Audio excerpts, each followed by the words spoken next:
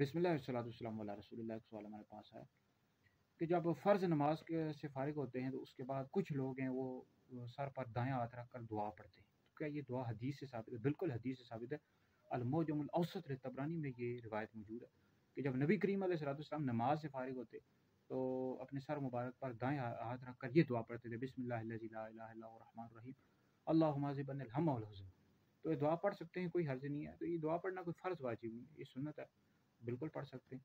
تو باقی مزید اگر آپ نے کوئی سوال کرنا ہو نیچے کمنٹس میں کر سکتے ہیں۔ لوگ ہم سے سوالات کرتے رہتے ہیں۔ میرا یوٹیوب چینل بھی مفتی دانش حیدری انگلش میں لکھیں گے آپ، کھل جائے گا، تو وہاں پر میری ویڈیوز آ جائیں گے۔ سوشل میڈیا بھی ہے، فیس بک بھی ہے، مفتی دانش حسین حیدری انگلش میں لکھیں گے نا تو کھل جائے گا۔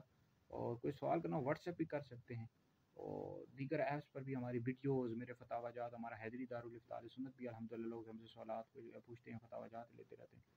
اس طرح ہماری جو تحریک ہے مولانا سپورٹ تحریک MST، یہ بھی ہے، لوگ ہم سے رابطہ کرتے رہتے ہیں۔